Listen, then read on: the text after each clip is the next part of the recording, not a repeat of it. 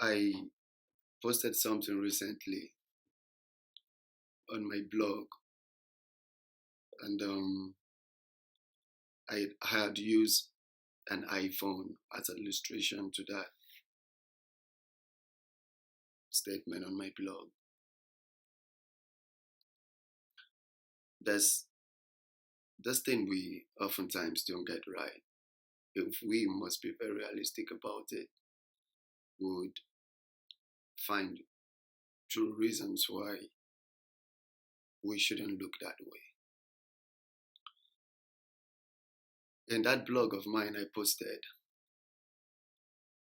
I did mention something about iPhone 7 and iPhone 10. We humans usually generate so much desire for something new. I'm not saying as humans we shouldn't crave or develop a strong desire for something new because when we go for something that is new, it makes us feel better. It makes us feel like we're on jet. But then you'll be having an iPhone 7 because you feel like you've got an iPhone 7, you've accessed it all, you've seen the whole features that it's got. Then your friend bought an iPhone 10. Then you snap out. You start having this very strong desire for iPhone 10. And let's not forget, the moment you start having a very strong desire for something new, that which you own becomes outdated. Outdated in the sense that it might not really be outdated in the market, but to you it's outdated because you have seen or realized that you ought to have upgraded, which is very normal. It's okay. But before we crave and develop that strong desire for iPhone 10, we should consider the fact that iPhone 7 too has these features as well as iPhone 10. It's just a little bit of enhancement, it's just a little bit of upgrade that can distinguish both devices. But we oftentimes don't look at that. We look about the fact that we've got strong desire to achieve something that is new, then automatically generate hate for something that we own that had been in existence before that, which had been recently published as a new one. What am I trying to say? This is how we react to everything in life. I sat down yesterday and I was literally thinking about a whole lot of things. Yeah, sometimes a lot of my friends would assume I'm a busy brain. I got to think a lot. Yeah, but then I had to think because that's what my brain is for, actually. Then I was thinking about friendship. It might be in whatever form it is, but the basic ground is friendship because that's the better foundation for every other thing that comes out of it.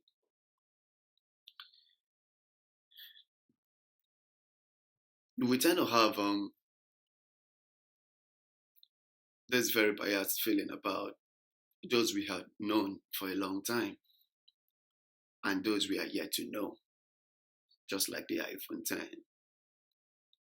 And when we crave too much for those we do not know, we start having this feeling like something is wrong with that which I have got already. But it doesn't work like that. Did I put it to us this way?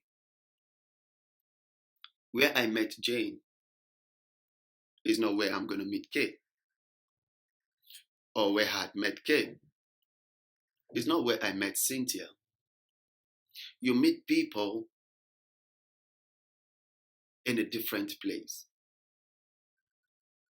in a different arena, in a different scenario.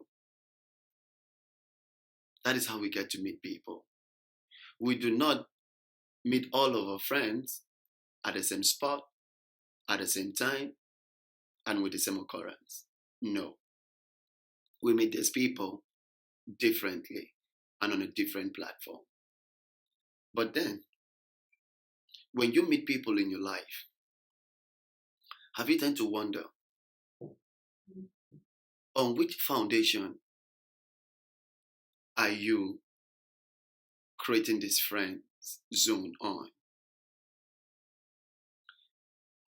I would go by the sociology that a lot of people snap out of their friends so easily, so quickly. Yeah, we'll still understand the fact that you have got every right to work out on people when you wish to and when you need to. But then, why do we walk out of people? Why do we take a whole lot of people out of our lives? We should only do that understanding the fact that there's only one major reason why you should take people out of your life. And this reason, it's only when they have got no positive impact in your life. But if they do give you that impact that is positive in your life, why would you want to discard them? Why would you want to take them out of your life? Why do you feel like you know them too much to get fed up? And start having that desire for that which you know nothing about. It doesn't work that way. I had seen people who just go overboard. They just talk to their friends because of a mere misunderstanding. The next thing you hear them say, "Hey, I'm done with this friendship. Goodbye." Who does that? Do you know the only time you find it so easy to say goodbye to any shit? Is when you feel or know better that that shit wasn't good for you at all. That shit has never played a role in your life. Do we have to condemn the 99 good someone had done for us because of just one bad? No. We should also be realistic. We also got our differences. We also got the part that other people too might not find interesting about us. We also get the part that people too might look at those side of our lives and be like, hell no, I can't be with this kind of person. But then if you were in that situation, how would you feel? How would you feel to realize that someone is looking at just one error from you to neglect the 99 good? This is where we all go wrong. We seriously go wrong about that. I'm not disputing the idea or the fact that we should not discard a whole lot of people in our lives. I had a video about that when I said you have to move, you have to push a whole lot of people out of your life for you to get to the top. But then people might not just understand me correctly. People might just try to misunderstand or misinterpret what I was saying. I was saying that because you can only push out those people out of your life when they have no positive impact in your life. But these days we don't understand that. These days we crave for things that we know nothing about. Have you checked how far you have come with that friend? But then I wouldn't blame a whole lot of people because we do not understand the foundation and the platform in which that friendship was built on. Because if we do understand the concept of our friendship towards others, we wouldn't find it easy to say goodbye. Now, let me make us understand something about being a perfect friend. using our mothers as an illustration to that. No matter what you do to your mother, no matter how much you disrespect her, no matter the level of pains you have created in her, no matter the grief you had caused her, she will never despise you. She will never change your position. She would always still see you as her child. Why? Because that's what true love is all about. Love does not categorize people by their actions.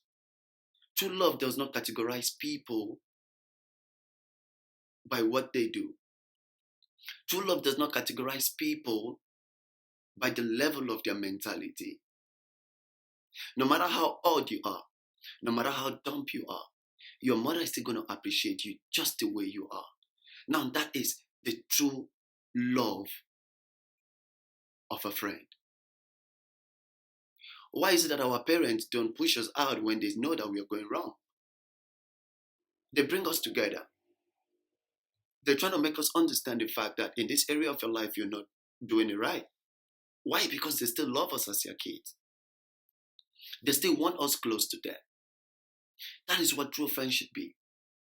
When you see that your friend is looking wrong, the next thing that should not come out from your mouth is, I am done, or goodbye. Even if you had to do that, have you also considered that at one point or once upon a time, that person that you feel so bold enough to tell goodbye had stood by you? That person that you feel is no longer good for you, back then was the best for you. That person that you feel has got nothing to give to you or offer to you right now could have sacrificed his life back then for you.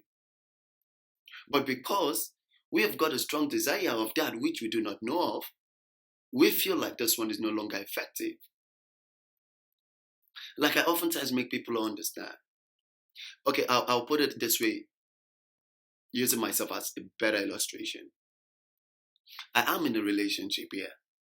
But then I was talking to this other girl. You see, the moment I start having a serious conversation with this other girl, there's this thing that came inside of me. I start seeing my girlfriend as an error to my life. I start seeing her like she's not good enough for me. Why? Because I'm admiring somebody that I've not spent my whole time with. I am automatically condemning this one that I had known for a long time. And the reason why I could condemn her so quickly is because I feel I know her too much. But then this other person I do not know. The only good thing I benefit from this other person are the sweet things he or she tells me. Then I tend not to look into the fact that I had got a devil I know. Then I was busy out there having a strong desire for an angel I know not of. But then I said, give this other girl a try. I started getting close to her. I thought she was the best for me. But then, when I spent too much time with the new girl, I began to say things that are awkward. Now there were things my other girlfriend, whom I had been dating for a long time, would go mad about and yet still be who she is. I thought this new girl would never have such a demon in her. But to my greatest surprise, I realized that she was the worst of all. I realized that she would not tolerate me one bit as much as my other girlfriend would do, which I had been dating a long time. I realized that her interest towards me differs from what this other one had for me. I realized that she could not put up with my bad side for no reason. But then there was someone who is out there who can accept me for my differences. Then I realized, finally, that I should have a reason, or perhaps every reason, to appreciate my girlfriend whom I had been dating. Because when I talked to myself, I realized that indeed I may not be right, I may not be completely good, I may not be perfect to her.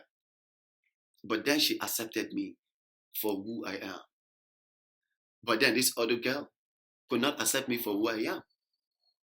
She had only admired me for what I am and what I'm capable of doing. That is where we all still go wrong.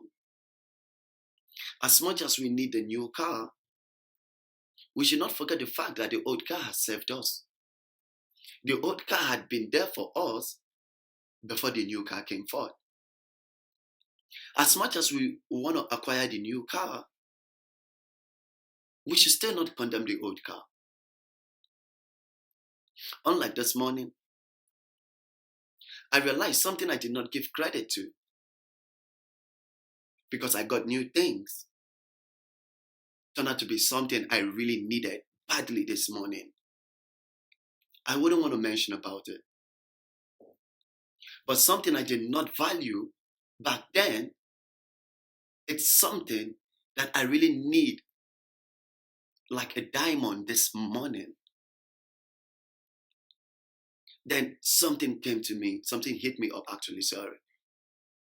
Somebody told me, as much as you're chasing for something new, do not despise that which is of the old.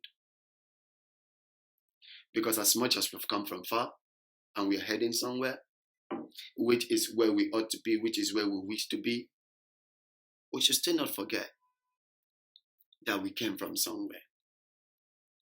And when we forget where we came from, it's going to affect us on our journey to where we want to be. Like my dad once told me something. If you do not go back to history, you would become a history yourself. Then I felt pained this morning when I realized that something I did not value that I gave out turned out to be something that is desirable for me right now. Then I grieved in silence. Who would I complain to? Then I start appreciating the things that I did not give credit to. It could be in your relationship. It could be with your business partners. It could be in your friendship as a whole. But before we push things out of our lives, let's learn to be very realistic to tell ourselves the truth. Am I throwing out a diamond in place of a stone? Am I trying to lose something of value for something that the value is going to run out? Am I losing a true friend because of their little differences for somebody I do not know not? Then I also realized something. There's one sweet thing about finding a new lover. Whenever you go into a new relationship, it's always very sweet. Let's be realistic about this. I want us all to think deep about what I'm saying right now. You see, when you're chatting that girl, that new girl, you feel cool about it. Whatever she says to you, it gladdens your heart. When she sends you the love emoji, oh, damn it, you feel like it's come from heaven. But then do you know the bad part of it? The heartbreak. The heartbreak is the part that draws us to reality. But even after the heartbreak, when we're trying to go into something new, it becomes sweeter again. Then I said to myself, I wish I can keep having a new relationship every day without a heartbreak. But then, there must have to be a finishing line before a new race can take effect. What is that supposed to make us understand? It's always sweet to want to engage ourselves to people who we don't know. But the question is this: are we really going to accept them for who they are when they showcase their true personality? Which is why we oftentimes read that quote that says, the devil we know is better off than the angel we do not know. A lot of people don't understand that. The devil that we know is better off than the angel we have no idea of. It's because this devil, you know what this devil is capable of doing. If my girlfriend has a very bad side of her, but the truth is I know. And I have come to understand who she is. And I have come to tolerate her. I have come to accept her for the way she is. Because I cannot change her from who she is. But I can only guide her into being a better person than what she used to be. But when I say I get fed up about her, I want to try out something new, how am I sure that I can withstand what is going to come out from this new relationship? I had lost a lot of friends. Some of them, I lost them because they all gave a damn care about me because of the credit, the benefit, and whatever they stand to gain. I had lost a lot of friends because I felt like I know too much than them. Then I realized what my dad once told me. My dad once told me something. If you expect everybody to maintain the same level of IQ as you will be pushing a whole lot of good people out of your life. You might have a true friend who will love you deeply, unconditionally, but because you feel like he or she does not maintain the same level of IQ as you will push that true friend away. You would rather want to go to that one that maintains the same level of IQ as you, but then that friend is not true. What am I supposed to do? I asked. He advised me on something. Help your friend to grow. Put them in a path that they can understand you. I know it's very, very difficult for you to be at 100 and then you want to try to talk to someone who's on 25. It's something I would not want to do for no reason, actually, at all. Yeah. But then, should I push away that person that is so nice and sincere to me, so honest to me? Because the person is not maintaining 100. If I cannot relate to that person at 25, then I should help this person to grow to 100. If this person can meet up 100, then at least I should create an impact in that person's life.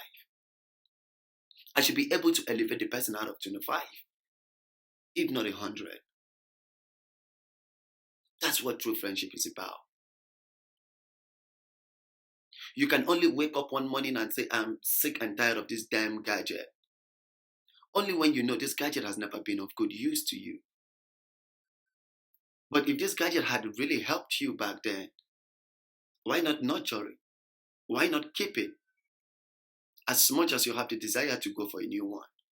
Because someday, you might rather lose the new one, or it might get damaged. You will still have to fall back to the old gadget to keep you going again before you can get a new one. The point of this video is, before you take a bold step to say goodbye, you should ask yourself a few questions. As much as this person might not be understanding me, but what impact has this person given to me?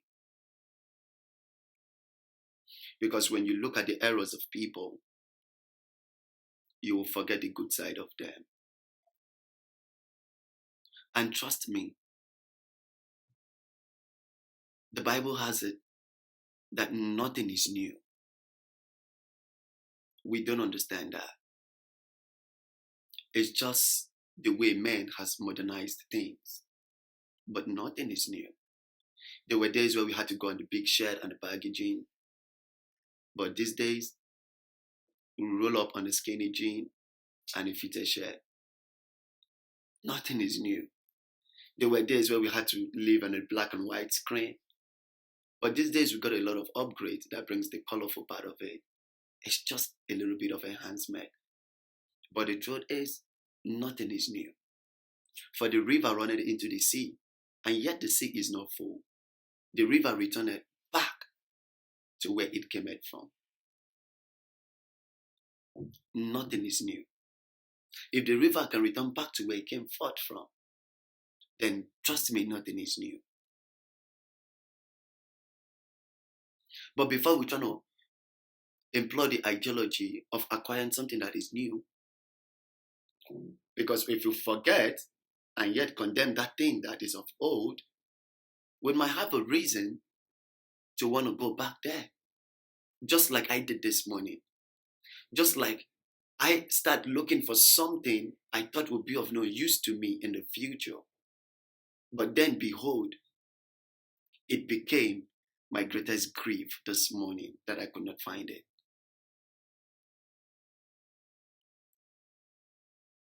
So everyone out there, you need to understand the platform, the concept, and the foundation of every friendship you build. For we do not condemn things because of how they look or how they appear. We condemn things only if they have no positive impact in our lives. If we can go back to the mother love, we would definitely understand what it feels like to truly call someone a friend. So start thinking right. Start accepting things the way they are. Start appreciating things the way they are. If there's for any reason you want to make a change, build it. But don't condemn it.